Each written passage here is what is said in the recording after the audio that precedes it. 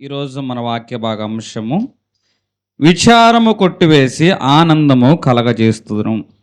ఇర్మియా రాసిన గ్రంథము 31వ అధ్యాయము 13వ వచనం. వారి దుఃఖమునకు ప్రతిగా సంతోషమిచ్చి వారిని ఆదరించెదను. విచారమును కొట్టివేసి నేను వారికి ఆనందమును కలగజేసేదను. చాలు. మన జీవితంలో కూడా కొన్ని సందర్భాలు ఉంటాయి, కొన్ని కాలాలు ఉంటాయి, కొన్ని పరిస్థితులు ఉంటాయి. అవి నిరాశను కలిగిస్తాయి, నొప్పిని కలిగిస్తాయి, విచారాన్ని కలిగిస్తాయి, కన్నీటిని తీసుకొస్తూ ఉంటాయి. శోకం గుండా మన యొక్క జీవితము ముందుకు వెళ్ళాల్సిన పరిస్థితి అనేది ఉంటూ ఉంటుంది. కానీ దేవుడు ఏమంటున్నాడంటే, నీ విచారాన్ని నేను కొట్టివేస్తాను. సహజంగా ఎందుకు దేవుడే జోక్యం చేసుకునే మాట అంటున్నాడంటే, మన జీవితంలో కలిగిన ఈ శోకాన్ని బట్టి, కన్నీటిని బట్టి, విచారాన్ని బట్టి మనకేమనిపిస్తుంది? అయ్యా, నా జీవితంలోనే ఎందుకు ఇటువంటివన్నీ అనుమతించావు? మిగతా వారిని చూస్తున్నప్పుడు వారి జీవితం బాగానే ఉన్నట్టు అనిపిస్తుంది కదా, నాకే ఎందుకు, నేనే ఎందుకు ఈ అనుభవాలు గుండా నడవాల్సి వస్తుంది? ఇక నా జీవితం అంతా ఈ అనుభవాలతోనే నడవాల్సి వస్తుందా అని సహజంగా ప్రతి ఒక్కరి జీవితంలో కొన్ని సంఘటనలు ఏం చేస్తాయి అంటే, దీర్ఘకాలంగా వారి జీవితంలో ఏలుబడి చేస్తున్నప్పుడు నిస్సత్తువతో జయించలేని అనుభవం కలిగిన వారు ఏం చేస్తారంటే, సహజంగా దేవుని అడుగుతారు, అయ్యా నాకే ఎందుకు, ఎన్నాళ్ళ మట్టుకు నువ్వు మౌనంగా ఉంటావు, అయ్యా ఎంతకాలం ప్రభా నా జీవితంలో ఈ శోధన అని సహజంగా మనం అందరం కూడా మాట్లాడే వారంగా ఉంటాం. అయితే దేవుడు ఏమంటున్నాడంటే, మన విచారాన్ని తొలగించి ఆనందాన్ని ఇస్తానంటున్నాడు. దేవుడు మన విచారాన్ని చూస్తున్నవాడుగా ఉన్నాడు. కీర్తనలు 34వ అధ్యాయము 18వ వచనం మనం చూసుకున్నట్లయితే, విరిగిన హృదయం కలిగిన వారికి యెహోవా ఆసన్నుడు. చాలు. విరిగిన హృదయం కలిగిన వారికి యెహోవా ఆసన్నుడు. మన జీవితంలో కొన్ని బాధలు ఉంటాయి, అవి ఎవరో కూడా అర్థం చేసుకోరు. ఎందుకంటే పైకి నవ్వుతూ ఉన్నావు, హృదయంలో చెప్పుకోలేని గుండె గాయాలు ఉన్నాయి. కానీ ఎవరో కూడా నీ పరిస్థితిని అర్థం చేసుకోరు, గమనించరు, నిన్ను ఆదరించే అనుభవం కూడా లేదు. అందుకే దేవుడేమన్నాడంటే, విరిగిన నలిగిన వారికి యెహోవా ఆసన్నుడు. నువ్వు ఏ విషయంలో విరిగి నలిగిన వాడుగా ఉన్నావో నాకు తెలియదు, కానీ దేవుడు సూటిగా నీతోనే మాట్లాడుచున్నాడు. ఆయన మన విచారాన్ని చూస్తున్నాడు, మన కన్నీటిని చూస్తున్నవాడుగా ఉన్నాడు. మనుషులు నీ కన్నీటిని అర్థం చేసుకోకపోవచ్చు, నీ ప్రార్థనను వారు గుర్తించకపోవచ్చు. నువ్వు ఏడుస్తున్నావు, అయినా సరే వారికి వినపడకపోవచ్చు. నువ్వు కన్నీరు కారుస్తున్నావు, మనుషులకి కనబడకపోవచ్చు. కానీ దేవుడు అంటున్నాడు, ఇదిగో విరిగి నలిగిన హృదయం కలిగిన వాడుగా నువ్వు ఉన్నావు కదా, నీ కన్నీటిని నేను చూస్తున్నాను అంటున్నాడు. 56వ కీర్తన 3వ వచనంలో ఆయన ఏమంటున్నాడంటే, ఇదిగో నువ్వు కన్నీరు గార్చావు కదా, ఆ కన్నీరుని నేను బుడ్డిలో దాచా. నువ్వు కన్నీరు గార్చావు కదా, ఆ కన్నీరును నేను పుస్తకంలో రాశా. మనుషులు నీ కన్నీటిని అర్థం చేసుకోకపోవచ్చు, నేను నీ కన్నీటిని అర్థం చేసుకొని బుడ్డులో దాచాను, పుస్తకంలో రాశాను. ఒకరోజు నీ ప్రతి బాష్ప బిందును తుడిచివేసి నీ కన్నీటిని నేనేం చేస్తానంటే నాట్యముగా మారుస్తానని దేవుడు సూటిగా మాట్లాడుచున్నాడు. బైబిల్ గ్రంథంలో ఇద్దరు సహోదరిమణులు, ఇద్దరూ కూడా ఆమెదే మొదలవుతారు, అన్న హగరు. ఇద్దరూ కూడా కన్నీటి చేత నింపబడిన వారుగా ఉన్నారు. ఒకరి జీవితంలో కూడా అన్నీ ఉన్నాయి, చుట్టూ అందరూ ఏది కావాలంటే అది ఆమెకు ఇవ్వగలుగుతారు. కానీ ఒక లోపం ఉంది, ఆ లోపం చుట్టూ ఉన్న మనుషుల ద్వారా అయితే అది తీరేది కాదు. దేవుని యొక్క జోక్యం మాత్రమే ఆమె జీవితంలో కార్యం చేయాలి. ఒకసారి మన జీవితంలో కూడా అంతే. నీ చుట్టూ నీకు బలగా ఉండవచ్చు, ఆస్తి ఉండవచ్చు, జ్ఞానం ఉండవచ్చు, అధికారం ఉండవచ్చు, ఇంకేదైనా ఉండవచ్చు. కానీ ఇవన్నీ కూడా కొన్ని విషయాలని సమస్యకి పరిష్కారం అనేది తీసుకురాలేదు. ఐశ్వర్యమే కొదువు లేదు, కుటుంబంలో కలతేమి లేదు, అయినను ఎందుకో నెమ్మది లేదు, సమాధానము కదువైనది. దీని అంతటికి ప్రభా నాకు అర్థమైన విషయం ఏమిటంటే, నేను ఆధారం చేసుకోవాలి. నిన్ను ఆధారం చేసుకుంటేనే కానీ నా ఐశ్వర్యాన్ని బట్టి కానీ నా యొక్క కుటుంబాన్ని బట్టి కానీ నేను నెమ్మది పొందలేను. నిన్ను బట్టే నేను నెమ్మది పొందగలుగుతానని ఆ కీర్తనాకారుడు సమాధానం గురించి మాట్లాడుచున్నాడు. దేవుని మీద ఆధారపడే అనుభవం గురించి మాట్లాడుతున్నాడు. అంటే మన జీవితంలో మన చుట్టూ ఉన్నవారు ఒకానొక సమయంలో మనకు అన్నీ ఇవ్వచ్చు, కానీ కొన్నిటిని ఇవ్వలేరు. అన్నా జీవితంలో జరిగింది అదే. ఆమెకు అన్నీ ఉన్నాయి, కానీ గర్భఫలం అనేది లేదు. అప్పుడు దేవుడు ఆమె కన్నీటిని దేవుడు చూశాడు. జవాబుగా ఎవరినిచ్చాడు అంటే సమూయేలు ప్రవక్తను దేవుడు ఇచ్చిన వాడుగా ఉన్నాడు. హగరు యొక్క కన్నీటిని దేవుడు చూస్తున్నాడు. ఇక్కడ పరిస్థితి డిఫరెంట్. ఇద్దరు స్త్రీలు వేరు వేరు సందర్భాలు, కానీ ఒకే రకమైన కన్నీరు. ఒక స్త్రీకేమో అన్నీ ఉన్నాయి, ఒక స్త్రీకి అన్నీ ఉన్నాయి, కానీ అన్నీ ఉన్నా అందరూ ఉన్నా ఈమె కన్నీటిని తొడవలేని పరిస్థితి. ఇప్పుడు ఇంకో స్త్రీ ఉంది, ఈమెకి ఎవరు లేరు, ఒక్కరన్నా అండగా నడిచేవారు లేరు. అయినా సరే ఇప్పుడు ఈమెకి ఏముంది, కన్నీరు ఉంది. అంటే మన జీవితంలో మనం ఏమనుకుంటాము, వాళ్ళ సపోర్ట్ ఉంది, వాళ్ళకి అన్నీ ఉన్నాయి కాబట్టి వాళ్ళు క్షేమంగా ఉన్నారు అనుకుంటా. ఆఖరైతే ఇట్లాగా అంటుంది, అందరికీ అందరూ ఉన్నారు, నాకు ఎవరు లేరు అంటారు. కానీ అన్న ఏమంటుంది, నాకు అందరూ ఉన్నారు కానీ నా దుఃఖాన్ని జవాబు ఇచ్చేవాళ్ళు, నా యొక్క కన్నీటికి జవాబు ఇచ్చేవాళ్ళు ఎవరు లేరు. అంటే ఇద్దరు స్త్రీల్లో కూడా కన్నీరు అనేది సహజంగా కనబడుతుంది. ఒక స్త్రీకి ఏమో అందరూ ఉన్నారు కానీ సమస్యకు పరిష్కారం లేదు, ఒక స్త్రీకి ఎవరు లేరు అయినా సరే ఇంకేముంది, కన్నీరు అనేది కనబడుతుంది. అప్పుడు ఈమె కూడా కన్నీరు కరుస్తుంది, దుఃఖించుచూ ఉన్నది. ఆమె జీవితంలో ఉన్న దప్పిక నిమిత్తము, ఆమె జీవితంలో ఉన్న గుండె గాయం నిమిత్తము రోదన అనేది చేయించు ఉన్నది.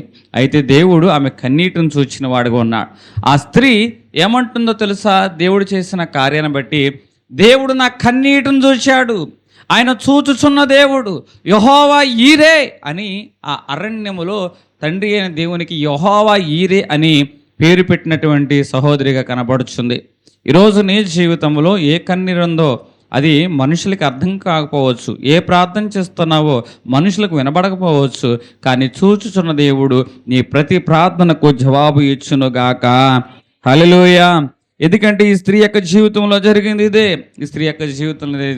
ఇదే, ఇద్దరు స్త్రీలు కానీ ఒకే రకమైన కన్నీరు, వేరు వేరు కుటుంబ నేపథ్యాలు, వేరు వేరు సౌకర్యాలు. ఒకరికి ఏ సౌకర్యం లేదు, ఒకరికి అన్ని సౌకర్యాలు ఉన్నాయి. సౌకర్యం ఉన్నా సౌకర్యం లేకపోయినా ఖచ్చితంగా మన జీవితంలో దేన్ని ఎదుర్కోవాలి, కన్నీటిని ఎదుర్కోవాలి. అంటే మనుషులు ఉన్నా మనుషులు లేకపోయినా కొన్ని సందర్భాలు ఆ కన్నీటికి ఎవరు జవాబు ఇవ్వాలి చెప్పండి, దేవుడే జవాబు ఇవ్వాలి. అందుకే హగరు అంటుంది, ఆయన చూచుచున్న దేవుడు. ఒక యవనస్తుడు ఓ ప్రాంతంలో కఠినమైన పేదరికమైన అనుభవాల మధ్య ఎదుగుతున్నవాడుగా ఉన్నాడు. అతడు ఉన్నత చదువుకోవాలని ఆశ కలిగి ఉన్నాడు, కానీ చదువుకోవడానికి ఆర్థికంగా అతనికి సపోర్ట్ అనేది లేదు. అయినా సరే అతడు ఆశ కలిగి ముందుకెళ్తున్నాడు. అలా ముందుకెళ్తున్నప్పుడు చదువుకోవడానికి వీధి దీపంలో పెట్టుకుని ఆధారం చేసుకుని చదువుకుంటే అనేక మంది చులకరంగా మాట్లాడారు. ఇట చదువుకుంటే నువ్వు ఎప్పుడు గొప్పవాడవుతావు, ఈ వీధి చదువులు, ఈ దీపం బుడ్డి చదువులు నిన్ను గొప్పవాడిని చేస్తాయా అని సహజంగా చులకనగా మాట్లాడారు. అరే, ఆశ కూడా ఒక అర్థం ఉండాలిరా, నీ కుటుంబం ఏంటి, నీ పరిస్థితి ఏమిటి, నువ్వు ఎట్లా చదువుకుందామని ఎన్ని ప్రయత్నాలు చేస్తున్నావురా, ఏదో అందరిలాగా పని చేసుకుంటే రూపాయి వస్తుంది కానీ ఇంకా బడుద్దలాగా ఆ దీపం బుడి దగ్గర కింద కూర్చుంటావని చాలా చులకనగా మాట్లాడారు. అయినా సరే ఇతడు చదువును కొనసాగించే క్రమంలో ఏమైనా ఉత్తీర్ణత బాగా వచ్చిందా, లేదు. కష్టపడుతున్నాడు, చదువుతున్నాడు, ఫెయిల్యూర్ అవుతున్నాడు. అందరికీ అంటున్నాడు, వీడు పెద్ద చదువుకునే వాళ్ళలాగా దీపం బుడి చదువుతాడు కానీ వీడికి వచ్చే మార్కులు అత్యవసర మార్కులేనండి, ఒకసారి సబ్జెక్టులు కూడా ఫెయిల్ అవుతున్నాడని, కాకపోతే మనుషుల ముందు వీడు బాగా బిల్డప్ ఇస్తున్నాడు అంటూ. అంటే ఈ మాటలో అతను ఏం చేస్తానంటే యవన కాలం నా బిడ్డని కొంచెం కృంగదీస్తూ ఉన్నాం. ఇతను కష్టపడుతున్నాడు కానీ అతడు కొన్ని సబ్జెక్టుల్లో ఫెయిల్ అవుతున్నాడు, అయినా సరే ప్రయత్నాన్ని కొనసాగించిన వాడుగా ఉన్నా. అతడు ఏమనుకుంటున్నాడు అంటే, ఇదిగో నేను మనుషులు చూస్తున్నారని కాదు కానీ దేవుడు నన్ను చూస్తున్నాడు అని అతడు ఏం చేస్తాడంటే తన ప్రయత్నాన్ని కొనసాగించిన వాడుగా ఉన్నా. కొంతకాలమైన తర్వాత దేవుడు అతని యొక్క కృషిని, అతని యొక్క పట్టుదలను గమనించిన వాడుగా ఉన్నాడు. ఆ కృషి తగ్గట్టుగా దేవుడు అతన్ని ముందుకు తీసుకెళ్ళిన వాడుగా ఉన్నాడు. క్రమక్రమంగా అతడు ఆ ప్రాంతంలో ఒక చక్కటి ఉద్యోగంలో స్థిరపడేలాగా దేవుడు అతన్ని ఆశీర్వదించిన వాడుగా ఉన్నాడు. అందరూ కూడా ఆశ్చర్యపోయిన వారుగా ఉన్నారు. అరే, నువ్వేనా మా స్కూల్కి వచ్చిన కొత్త టీచర్ గారివి, ఓరు ఇంకెవరో అనుకున్నావరా, నువ్వు ఆ దీపం బుడ్డి కింద చదువుకున్నవాడే కదరా, ఆ లైట్ కింద చదువుకు నువ్వేనేరా అని అందరూ అంటున్నవారుగా ఉన్నాం. చాలామంది అంటున్నారు, ఇది ఎలా సాధ్యమైంది. ఆ యవన సహోదరు చెబుతున్న మాట ఒకటి, ఇదిగో మనుషులందరూ కూడా నన్ను ఎవరూ గమనించలా, కానీ దేవుడు నన్ను చూస్తున్నాడు. ఎవరు చూస్తున్నాడు? దేవుడు చూస్తున్నాడు. ఈరోజు నీ కష్టాన్ని చూస్తున్నాడు, నీ ఫెయిల్యూర్స్ని చూస్తున్నాడు, నీ దుఃఖాన్ని చూస్తున్న వాడుగా ఉన్నా, నీ సక్సెస్ను కూడా దేవుడు చూస్తున్నాడు. మనుషులు చూస్తా కానీ సహాయం చేయరు, కానీ దేవుడు గనక నీ వైపు చూస్తున్నట్లయితే దేవుని యొక్క దృష్టి నిన్ను ఆకర్షించినట్లయితే, ఆ రోజు మందిరంలో నడుము వంగిపోయిన స్త్రీని దేవుడు బలపరిచిన వాడుగా ఉన్నా, ఆ రోజు చెట్టు మీద ఉన్న జక్కయ్య యొక్క ఇంటికి రక్షణ వచ్చింది. ఆ రోజు సమరయ స్త్రీకి ఏం చేసిందంటే తన యొక్క దప్పికను తీర్చుకుని సమరయ ప్రాంతాన్ని దేవుని యొద్దకు నడిపించింది. అంటే దేవుని యొక్క దృష్టి అనేది మన మీద ఉన్నట్లయితే ఆ దృష్టి ఏం చేస్తుందంటే ఆ యొక్క సిలువలో వేలాడుచున్న రెండవ దొంగ రక్షణ నిమిత్తము ప్రార్థన చేసేలాగా చేసింది. ఈరోజు దేవుని యొక్క చూపు ఏం చేస్తుందంటే మన జీవితంలో విప్లవాత్మకమైన మార్పులు దేవుడు తీసుకొచ్చును గాక. హల్లెలూయా. ఇక్కడ ఈ సహోదరుడు యొక్క కష్టాన్ని ఎవరూ కూడా గమనించలేదు, ఇతని యొక్క ప్రయత్నాన్ని ఎవరూ కూడా ప్రశంసించలేదు. అయినా సరే ఇతడు ఏం చేస్తున్నాడు, తన బాధను ఎవరూ అర్థం చేసుకునేవారు లేకపోయినా దేవుడు నా బాధను అర్థం చేసుకుంటున్నాడని చెప్పి, దేవుడు నన్ను చూస్తున్నాడని చెప్పి తన ప్రయత్నాన్ని కొనసాగించిన వాడుకున్నా. దేవుడు సూటిగా నీతోనే మాట్లాడుతున్నాడు. ఈరోజు ఏదో ప్రయత్నం చేస్తున్నావు, ఏదో శ్రమ పడుతున్నావు, ఏదో విషయంలో నువ్వు ప్రార్థన చేస్తున్నావు. నీ ప్రార్థన ఫలించునుగాక, నీ ప్రయత్నం దేవుడు ముందుకు తీసుకెళ్ళునుగాక, నీ ఆలోచన సఫలీకృతం చేయునుగాక. ఎందుకంటే దేవుడు నిన్ను చూస్తున్నాడు, దేవుడు నిన్ను చూస్తున్నాడు. ఇరిగి నలిగిన హృదయంతో నువ్వు కన్నీరు కారుస్తున్నావో, ఇదిగో నీ విచారాన్ని కొట్టివేయడానికి దేవుడు నిన్ను చూస్తున్నాడు. ఆ రోజు దావీదును దేవుడు చూచాడు కాబట్టి కన్నీటిని బుడ్డిలో దాచాడు, కన్నీటిని పుస్తకంలో రాశాడు. ఈరోజు నీ కన్నీటిని దేవుడు చూస్తున్నాడు. ఒకరోజు వాటిని ఆనంద బాష్పాలుగా దేవుడు మార్చునుగాక. హల్లెలూయా. మొదటిగా దేవుడు మనం చూస్తున్నాడు. మనుషుల దృష్టికి కనిపించిన విశ్వాసము దేవుని దృష్టిలో ఎలాగుంటుందో తెలుసా, చాలా గొప్పగా ఉంటుంది. అయితే రెండవదిగా నేను చెప్తున్నా 31:13 ఏమంటున్నాడు, దేవుడు మన విచారాన్ని ఎలా కొట్టివేస్తే నీ విచారమును కొట్టివేసి ఆనందమును కలగజేస్తాను అంటున్నాడు. అంటే రెండవ మాట మన కన్నీటిని చూచి, రెండవదిగా దేవుడు ఏమంటున్నాడు, మన విచారాన్ని ఆనందంగా మారుస్తానంటున్నా. మన జీవితంలో కొన్ని సంఘటనలు ఉంటాయి. ఏంటి సంఘటనలు? ఏదో ఒక నష్టం జరిగింది, దేవుడు చెప్పాడు కదా ఈ నష్టం జరిగింది, కోల్పోయిన దానికి 2 అంతలు ఇస్తానంట. కానీ ఇక్కడ నష్టం ఎట్లాంటిది తెలుసా, జరిగిన నష్టం ఇక పోడ్చలేని నష్టం, జరిగిన నష్టం ఇక పోడ్చలేని నష్టం. నువ్వు ఎంత కన్నీరు కాచినా ఆ కన్నీరికి ఏముండదంటే ఫలితం అనేది, ఓదార్పు అనేది లేని నష్టం ఉంటుంది. ఎక్కువ కాలము నీ జీవితంలో చాలా విషయాలు ప్రశ్నలుగానే ఉంటూ ఉంటాయి. అదేమిటి, నేను దేవుని నమ్ముకున్నా కదా, నా జీవితంలో ఎందుకు ఇట్లా పోడ్చలేని తిరిగి రాని నష్టం ఎందుకు జరిగింది, ఎందుకు చాలా కాలం నేను కన్నీటితో గుండా ప్రయాణం చేయాల్సి వస్తుంది, ఎందుకు నా జీవితంలో చాలా ప్రశ్నలకు జవాబు లేకోకుండా ఉన్నాయి అని సహజంగా మన ప్రశ్నిస్తుంది. కొన్ని గాయాలు మన జీవితంలో ఇంకా ఏం చేస్తాయి అంటే గుచ్చుతూనే ఉంటాయి. కొన్ని గాయాలు అంత సామాన్యంగా మానవు. ఇప్పటికీ మనం దేవుళ్ళు ఎదుగుతూ ఉన్నా కూడా, దేవుని సన్నిధానంలోకి వచ్చి ప్రార్థన చేస్తూ ఉన్నా కూడా, గతంలో కలిగిన కొన్ని గాయాలనే చూసావా, ఆ గాయం తాలూకు నొప్పి ఇంకా నువ్వు అనుభవిస్తూనే ఉన్నావు. అయితే ఇక్కడ నేను చెప్తున్నా, కొన్ని నష్టాలు మనం ఎంత ప్రయత్నం చేసినా పోడ్చలేము. కొన్ని గాయాలు ఉంటాయి, ఎక్కువ కాలం అదే నొప్పితో మనం ప్రయాణం చేయాల్సి వస్తూ ఉంటుంది. అయ్యా నువ్వు నన్ను చూస్తున్నావా, చూస్తుంటే నాకు ఎందుకు ఈ బాధ.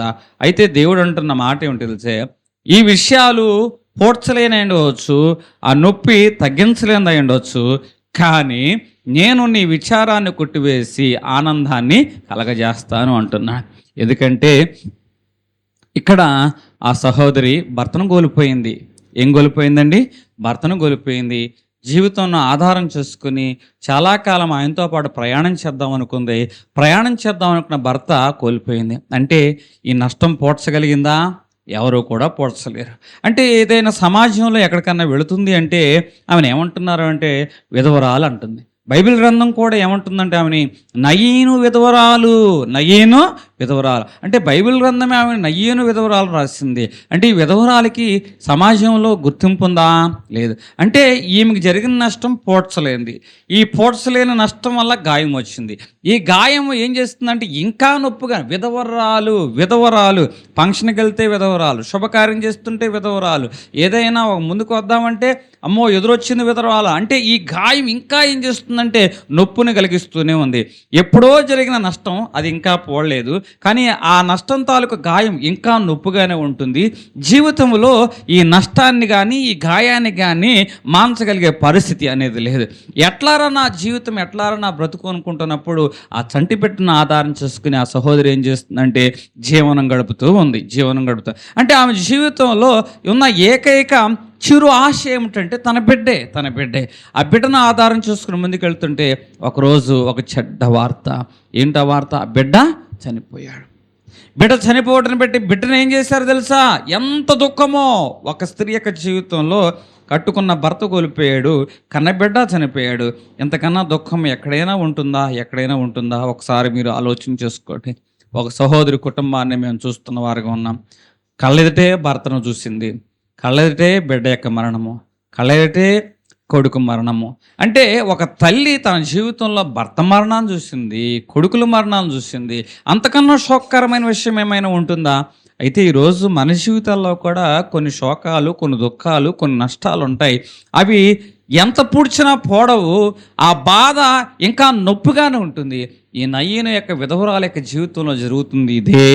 భర్తను కోల్పోయింది, ఆ నష్టం పోలేదు, ఆ బాధ ఇంకా తగ్గలేదు. ఇప్పుడు బిడ్డను కోల్పోయింది. అంటే విచారము ఏముంది ఈమె జీవితంలో? విచారం. అయ్యా, నువ్వు నిజంగా ఉన్నట్లయితే నా చిరు ఆశ ఈ బిడ్డే కదా, ఈ బిడ్డను ఎందుకు కోల్పోవలసింది? దుఃఖంతోనే పాడిని ఊరేగింపుగా తీసుకెళ్తూ ఉంది. శోకంతోనే ఆ పాడే పొలిమేరలు దాటుతూ ఉన్నప్పుడు దేవుడు ఆ పాడికి ఎదురొచ్చిన వాడుగా ఉన్నాడు. దేవుడు ఏం చేశాడు తెలుసా? పాడికి. చాలామంది పాడికి వెళ్తూ ఉంటే అమ్మో అని పక్క తప్పుకుంటూ ఉంటారు. అమ్మో అని పక్క తప్పుకుంటారు. ఏమైంది చెప్పండి? పాడికి ఎదురైతే మోసే వాళ్ళకి ఏం కాదు. వెనకమాల నడిచే వాళ్ళకి ఏం కాదు. కానీ పాడికి ఎదురొచ్చే వాళ్ళకి ఏమైంది? ఏదో జరిగిపోయినట్టు అనుకుంటూ ఉంటారు. కానీ ఇక్కడ యేసుక్రీస్తు ప్రభువు ఏం చేసింది తెలుసా? ఆయన ఆ పాడికి ఎదురొచ్చిన వాడిగా ఉన్నాడు. ఆ పాడిని ముట్టిన వారుగా ఉన్నారు. ఆ పాడిని ఏం చేశాడండి? ముట్టినవాడు. అప్పటి వరకు శోకముతో అక్కడ ఊరేగింపు జరుగుతుంది. ఎప్పుడైతే యేసుక్రీస్తు ప్రభువారు ఆ పాడికి ఎదురొచ్చారో, ఆ పాడిని ముట్టారో, ఇప్పుడు ఏం జరుగుతుంది? శోకంతో ఉన్న ఆ గుంపంతా కోస్తా ఏమైందంటే ఆశ్చర్యముతో, ఆనందముతో, సంతోషముతో ఇప్పుడు ఏం జరుగుతుంది? మరలా గ్రామంలోకి ఊరేగింపుగా వారు గ్రామంలోకి వెళుతున్నారు. హల్లెలూయా! ఎంత ఆశ్చర్యం! శోకముతో ఒక పాడే గ్రామ పొలిమేరలు దాటుతుంటే క్రీస్తు ఆ పాడిని ముట్టాడు. ఇప్పుడు ఆ పాడి మీద ఉన్న ఆ నయీను విధవరాలు కుమారుడు బ్రతికించబడిన ఈ కుమారుడు ఇప్పుడు సంతోషముతో, సాక్ష్యముతో అతడు ఆ గ్రామంలోకి వెళుతున్నాడు. అందరూ కూడా ఆశ్చర్యపోయిన వారుగా ఉన్నారు.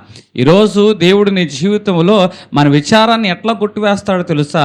జనులైన వారు చూచి ఆశ్చర్యపోయేంత విధముగా దేవుడిని విచారాన్ని కొట్టివేయునుగాక. హల్లెలూయా! నయీని యొక్క విధవరాల యొక్క జీవితంలో జరిగింది ఇదే. చాలా నష్టము. అయితే ఈ విచారాన్ని దేవుడు ఎట్లా కొట్టివేశాడు తెలుసా? తన బిడ్డ యొక్క జీవితం. అంటే ఈరోజు ఒక విషయంలో నీకు కోలుకోలేని నష్టం, అది ఎన్నిసార్లు ఆలోచన చేసినా, ఎన్ని ప్రయత్నాలు చేసినా ఆ నష్టాన్ని నువ్వు పోడ్చలేవు. కానీ దేవుడు ఇంకొక రూపంలో నీకు ఆదరణ దయచేయను గాక, ఇంకొక రూపంలో నీకు ఆనందం కలిగేయను గాక. హల్లెలూయా! ఎందుకంటే ఈ యొక్క నయోమి యొక్క విషయంలో భర్తను కోల్పోయింది, నయోమి యొక్క విషయంలో బిడ్డను కోల్పోయింది. ఆ నష్టం ఎవరైనా పోడ్చగలుగుతారా? ఎవ్వరూ పోడ్చలేరు ఆ నష్టాన్ని.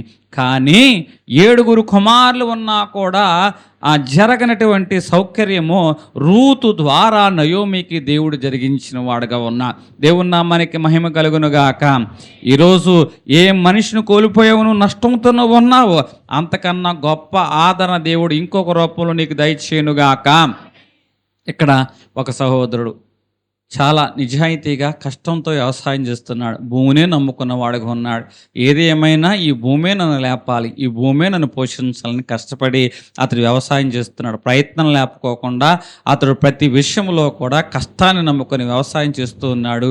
ఆ సంవత్సరం పంట బాగానే ఉంది అనుకున్న సమయంలో ఒకసారి వాతావరణం మారింది, కరువు పరిస్థితులు వచ్చాయి, పంట చేతికి రాల. చాలా దుఃఖం అనిపించింది. అయ్యా, నేను ఎంత కష్టపడుతున్నా, నా సొమ్మంతా కూడా భూమిలో పెట్టా, ఇంత సొమ్ము భూమిలో పెట్టిన సగంలో ఉండగా ఈ చేనేమిటా ఎట్లయిపోయింది, కనీసం వనిదేసుకుందామన్నా కూడా రూపాయి కూడా రాలేదే, పోసిన రూపాయి అంతా భూమిలో అయిపోయింది. అయ్యా, నా కష్టం ఎందుకయ్యా? కాంకి కోద్దామన్నా కూడా డబ్బే అవుతుంది, రూపాయి మాత్రము రాదు. ఎంతో నష్టం. అయ్యా, నిన్ను నేను ఆధారం చేసుకుంటే నా జీవితంలో ఎందుకు ఇట్లా నష్టం వచ్చింది అని ఆ సహోదరుడు చాలా బాధపడ్డాడు.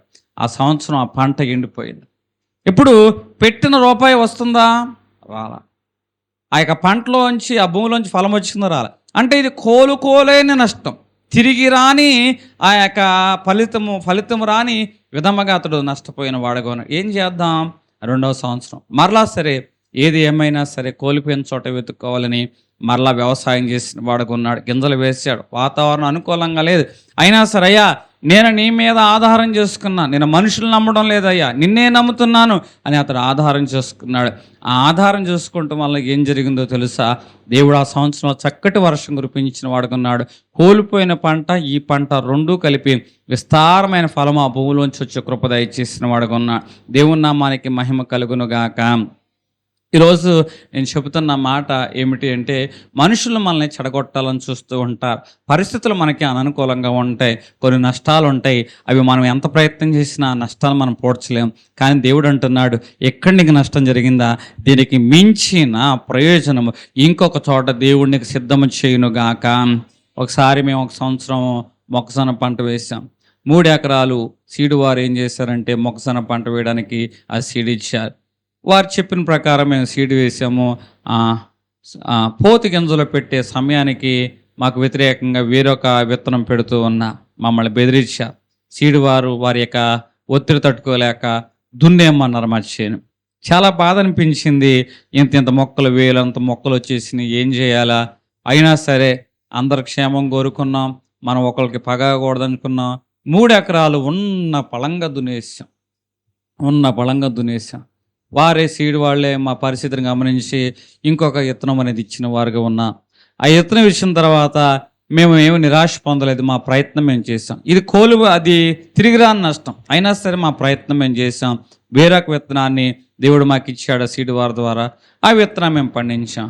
అందరికంటే 1 టన్ను దేవుడు ఎకరానికి ఎక్కువ పండించాడు. దేవుని నామానికి మహిమ కలుగును గాక. అంటే ఇక్కడ వారు మనుషులు చేసిన నష్టం కనపడుతుంది, అయినా సరే దేవుడు మా పక్షంగా ఏం చూపించాడు తెలుసా? కృపను చూపించిన వాడుగా ఉన్నాడు. నిజంగా దేవుడు మాకు తోడై ఉన్నాడు కాబట్టి కోల్పోయిన దానికి దేవుడు ఏం చేశారంటే, కోల్పోయింది మరలా మేము కష్టపడింది కలిపి 2 వడ్డీతో సహా ఇచ్చాడు. దేవుని నామానికి మహిమ కలుగును గాక. అంటే ఒక విషయంలో మనల్ని నష్టం కలిగించవచ్చు, ఇంకో విషయంలో దేవుడు మనకు అనుకూలమైన ద్వారాలు దేవుడు తెరుచును గాక.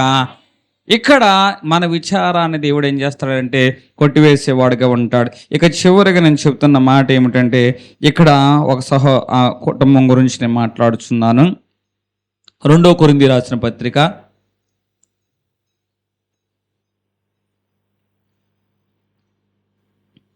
1వ అధ్యాయం 4వ వచనం.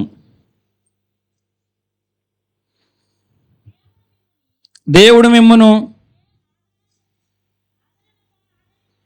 ఏ ఆదరణతో ఆదరించుచున్నాడో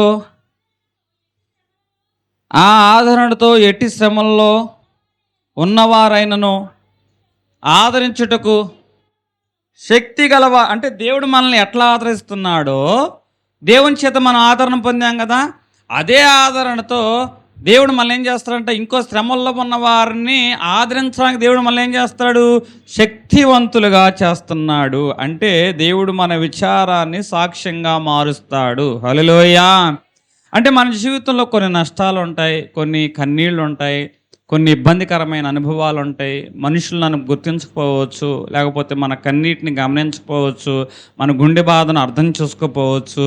అయితే నువ్వు అనుభవించిన ప్రతి వేదన, ప్రతి శోకం, ప్రతి కన్నీరు, ప్రతి గుండె బాధను దేవుడు రాబో కాలములో నిన్ను ఒక సాక్షార్థమైన స్తంభంగా నిలబెట్టబోతున్నాడు. హల్లెలూయా. నీ జీవితంలో ఏది జరిగినా అది దేవుని నామ మహిమ నిమిత్తమే. బైబిల్ గ్రంథంలో ఒక గుడ్డివాడు ఉన్నాడు.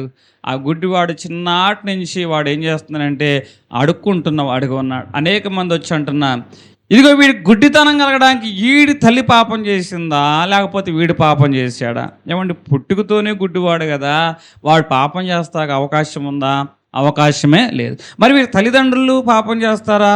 ఇదిగో నేను పాపం చేస్తే నా బిడ్డలు గుడ్డోడై పుడతాడని తల్లి గమనించినట్లయితే ఏ తల్లి అయినా ఏ తండ్రి అయినా పాపం చేస్తారు? ఎవరూ చేయరు. అంటే ఏ తల్లి ఏ కసాయి తండ్రి కూడా తన బిడ్డలోకి ఆ ఇబ్బంది కలగాలంట. అట్లా ఇబ్బంది కలిగిద్ది అనుకుంటే పురిట్లోనే ఆ బిడ్డను ఏం చేస్తారంటే చంపేస్తూ ఉంటారు.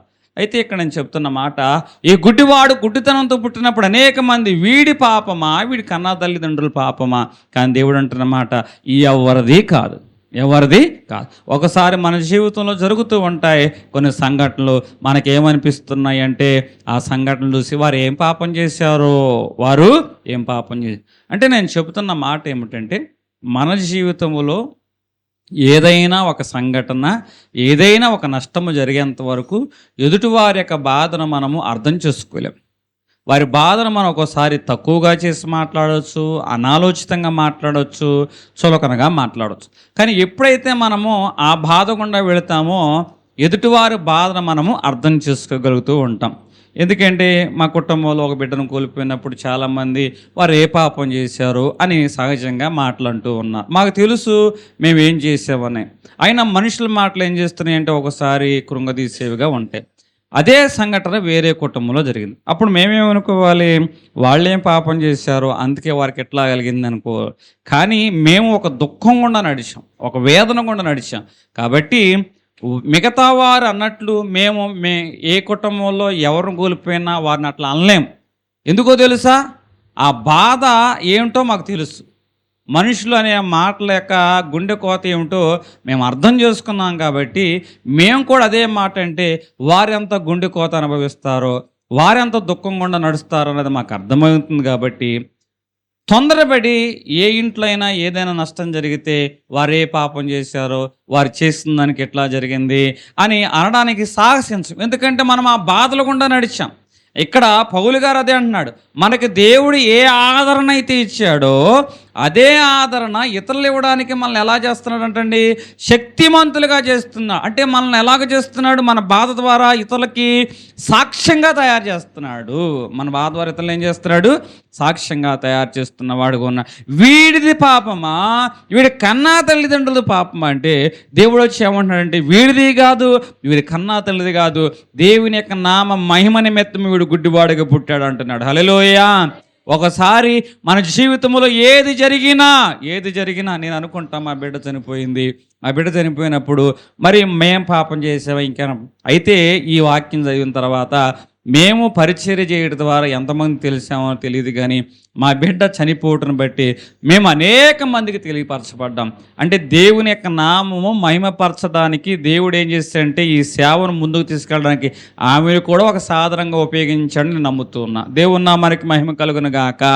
అంటే దేవుని నామ మహిమ నిమిత్తమే దేవుడు కొన్ని సందర్భాల్లో మన జీవితంలో నష్టాలు కలగజేస్తాడు. అయితే మనకు కలిగిన నష్టం కన్నా దేవుని యొక్క మహిమ గొప్పది. దేవుని నామానికి మహిమ కలుగును గాక. ఇక్కడ దేవుడు అదే అంటున్నాడు, నా నామ మహిమ నిమిత్తమే. ఆ గుడ్డివారికి దేవుడు ఏమి ఇచ్చాడు తెలుసా, కన్నులు. ఇదిగో యేసు గుడ్డివారికి కూడా చూపునివ్వగలడు. ఆ మాటే కదా ఆత్మీయ తల్లి గారిని ఆకర్షించింది. అందుకే కదా, అయ్యా అడుగుడు మీకు ఇవ్వబడిన అంటున్నా, గుడ్డివారు చూపించాను అంటున్నావు కదయ్యా, నేను గుడ్డితనంతో ఉన్నా, నాకు చూపు దయచే ప్రభా అని ఆ గుడ్డివాడి యొక్క సాక్ష్యాన్ని, ఆ మహిమను చూసే కదా ఈ తల్లి గారు తన యొక్క చూపు నిమిత్తం దేవుణ్ణి అడిగింది, దేవుని ద్వారా చూపును పొందుకుంది.